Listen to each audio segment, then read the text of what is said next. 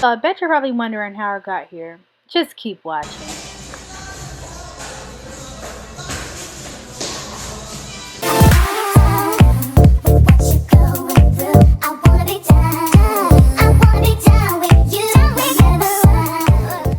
Hey, it's Janiyah Leah and welcome back to my channel. If it's your first time here, mash on that subscribe button so you can see more of my beauty, lifestyle, and helpful content. I'll wait. Hurry up, we got stuff to get into. Hit the button. Okay, great. So today I am going to be telling y'all the story of when a customer at Popeyes threw a drink at me. Yes, literally threw a large sweet tea at me. So let's get into it. Alright y'all, so just to start off, I'm gonna start off with some background information. Popeyes was my summer job last year, y'all. I honestly did not want to work there, but my dad made me go work at Popeyes. But I guess it was a positive because they pay every week and it was pretty nice. Okay, so I show up for my first day. I'm wearing my Air Max 270s, and for those of y'all who don't know what Air Max 270s are, they're like, you know, a shoe, and they're kind of like Roshi runs. Well, they don't look like them, but you know how Roshi runs are kind of like mesh-ish. And so I walk into Popeyes, I'm looking all fly. I got on my they told me to wear a black belt, so I got on my black belt, my khakis, and my little maroon shirt. Okay, and I put the hat on later. I did not like wearing that hat, but anyways, so I walk in there. And so it's my first day, so I'm walking to the back going to meet the manager. You know, I wasn't really nervous. I really just did not want to be there. So I'm walking to the back. Everybody looking at me because I know I'm fly. And so I get back there to the manager. She looked down at my feet and she's like, you need to be wearing non-slip shoes. And I'm like, I ain't gonna fall. And so she was like, well, you can clock in later, but if you drive, you may need to run to Walmart and go buy the non-slip shoes. They're gonna say slip resistant. And so I didn't know why she was tripping until like she walks me back up to the front so I can go get in my car and go to Walmart, and I start feeling liquid on my socks. I look down, chicken juice is seeping into my shoe. Oh wow, I am disgusted. You better talk to her before I do, because I'm hurt her feelings. Yes, in the back of Popeyes, y'all, like that's where the grill chef or the fryer, whatever you call him, he like mixes up the chicken and stuff, and like that's where the chicken be back there defrosting before it's mixed up. And so there was literally chicken juice seeping into my shoe. And so I was disgusted. I got in the car. When I got in the car, I took those shoes off and sat them in the back seat. And luckily I had some slides in the front seat, and I wore the slides into Walmart to go get the new shoes. So I get back, got my new shoes, and you know, the lady, she starts showing me around, showing me what to do. And I was so scared it was gonna have me frying chicken, like boxing the chicken. Cause I didn't want to be there, so of course I didn't want to work. And so of course she put me as a cashier. So I've cashiered before at Wendy's, but I mean it wasn't really anything special. So I get there and she start like showing me we have to have our fingerprints on the thing in order to be able to input the orders, right? And so she just showing me stuff, and you know, talking to people for me customer wise just comes natural. So I'm talking to you, but 5 seconds later I may put your order in wrong, but because I was just, you know, speaking to people so well and they just enjoyed my like presence, they didn't get upset when they ordered a 2-piece and got an apple pie instead. I got a complicated order. So nobody was mad, nobody got hurt. So yeah, fast forward, at this point, like I already got the hang of the job, you know, I know how to work, you know. So I just report to Popeyes about an hour after school, because like it'll be to the point where I won't even go home in between. I'll just put my Popeyes uniform in the car, go stay after school for some tutoring or something for like 30 minutes, and then go in the car, get dressed, go to Popeyes. That was it.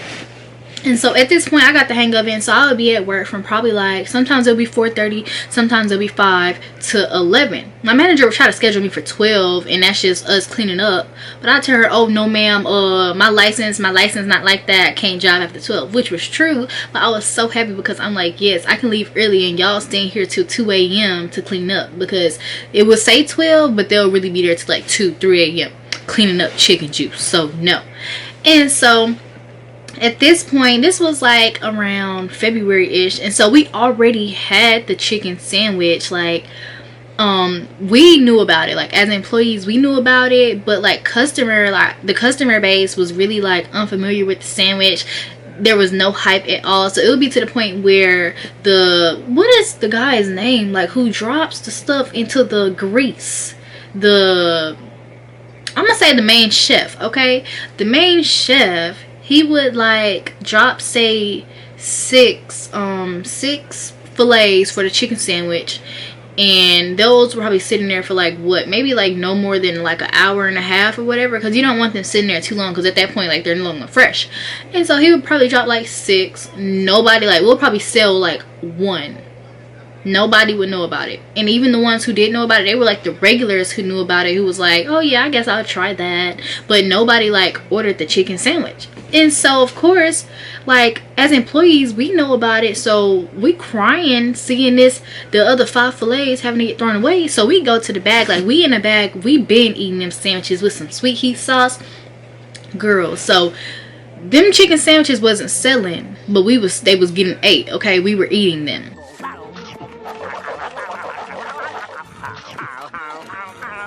And so this one day, and this is kind of when the hype about the sandwich started to boil up, because people saw like, oh my goodness, like, you want that sandwich? Ooh, okay, hold on, you acting a little crazy. That sandwich must be something serious.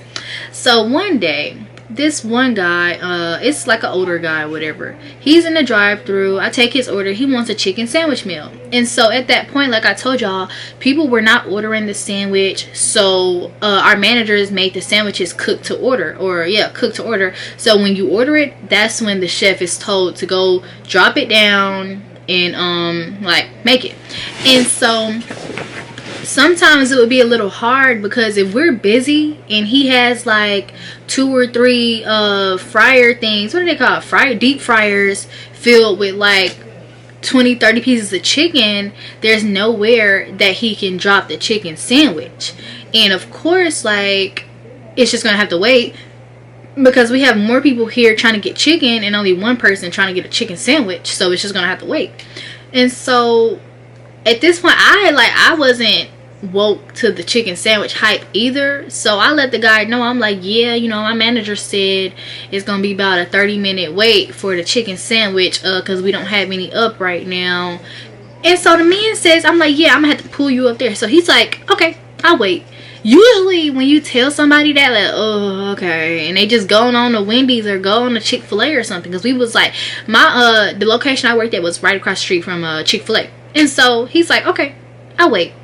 So the guy pulls up. I tell him what spot to pull up to. And so my managers will always try to pull people up, because, you know, like when you're working at a fast food restaurant, you kind of get graded on how fast, like, you get customers in and out. And so if you let a customer wait on their order in the drive-thru, it's gonna add to your time. And so yeah, so they will always push people up, have them go park, do whatever. And so we pull him up, and I'm still taking orders. I'm taking orders, and time is just going by. And I'm like, you know, y'all don't forget about the man out there in the red truck. He waiting on a chicken sandwich. And they like, yeah, okay, all right. And so I'm just still taking orders, going about my day. And at this point, it's probably been about like more than 45 minutes, and this man is still out there. So obviously, I know, like, personally, me, I'm like, ooh, because he's already paid and everything. And so the man, he steps out of his truck. And so at this point, I'm feeling threatened, because I'm at the drive-thru window. So he steps out the truck, and he's just sitting against his truck like this.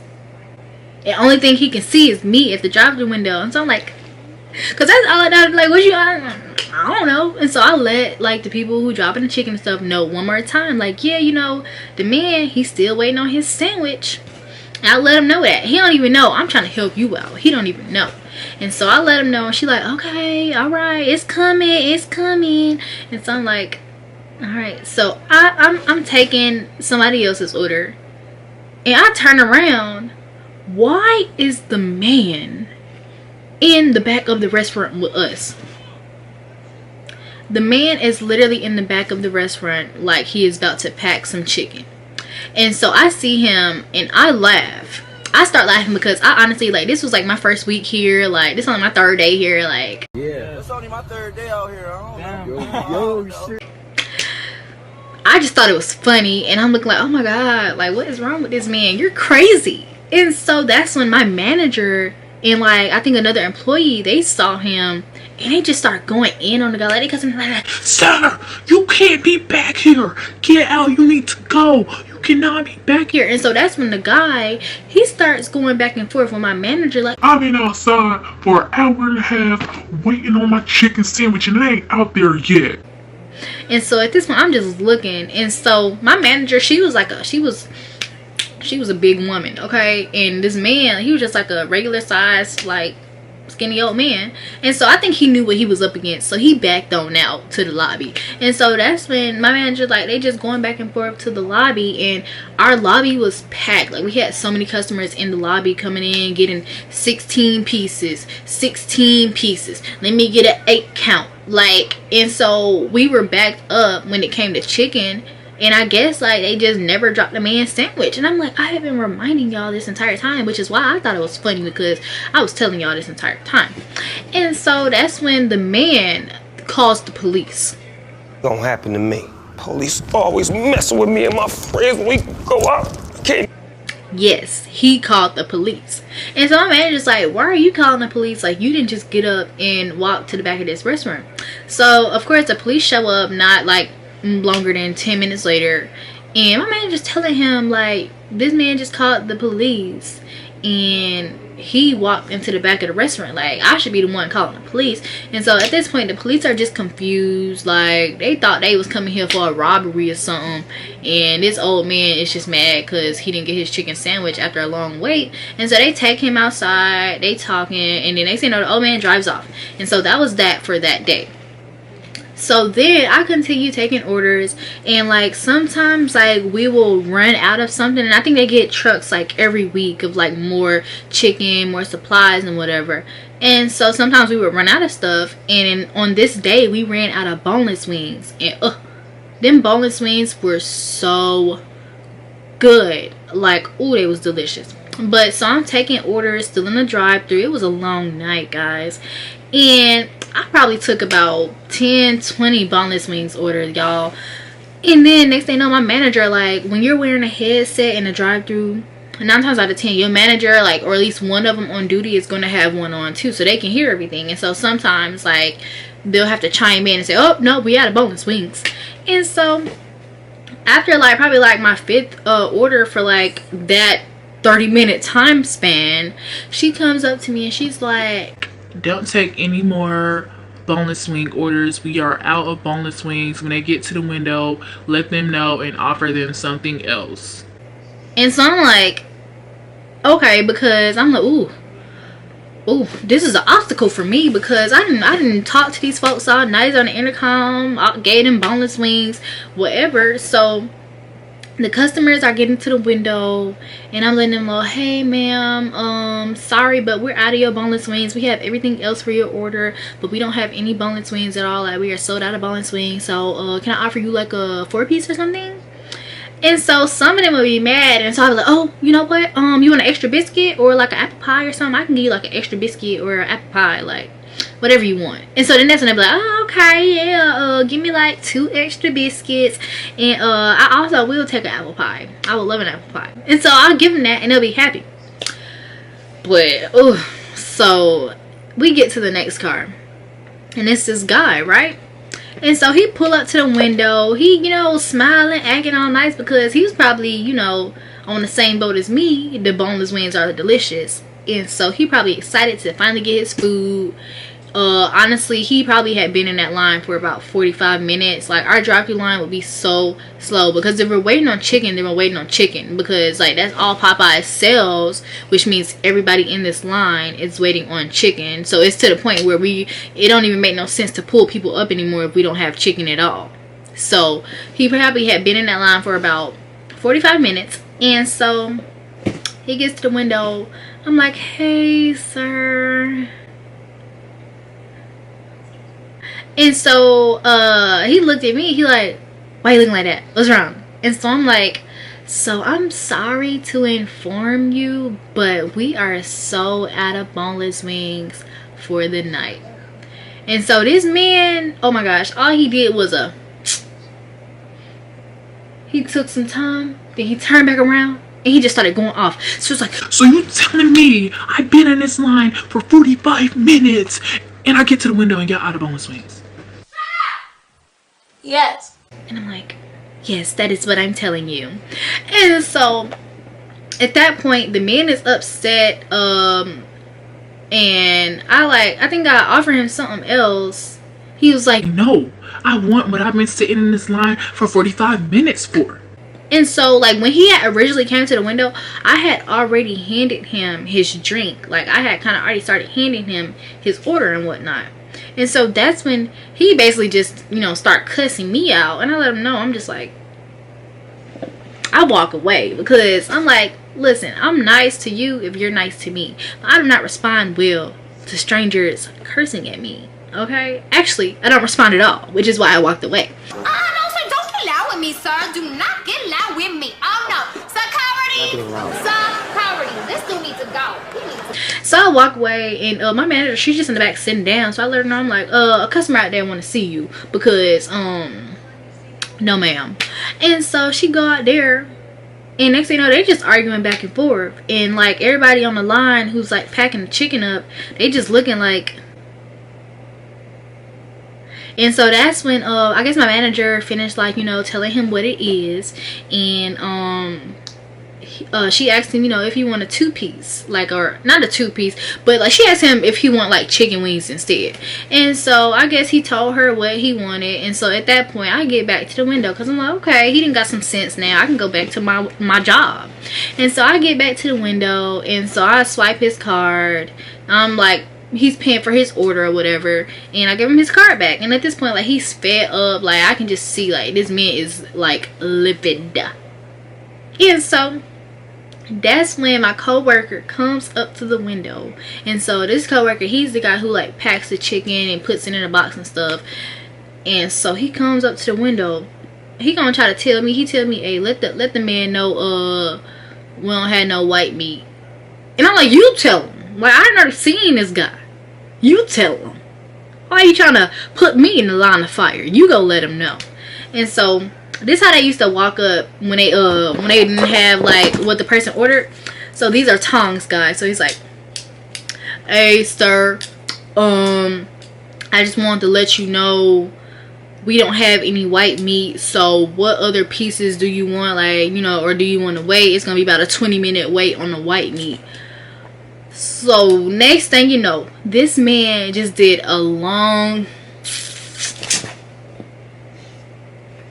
And so I think he was just like, man, what the. And next thing you know, he was just so fed up, he grabs his large sweet tea, yes, a large sweet tea, and throws it through the window. He just, and he said, and then he drove off. He threw the sweet tea, then drove off. Yeah! And we was just all sitting there trying to process what happened. So I'm traumatized. Like, do I call the cops? Do I report this to someone? Like, am I going to get compensated for this? But I'm just looking. At this point, I'm looking at the car driving off. And then I'm looking at the sweet tea on the ground. Why are you running? Why are you running?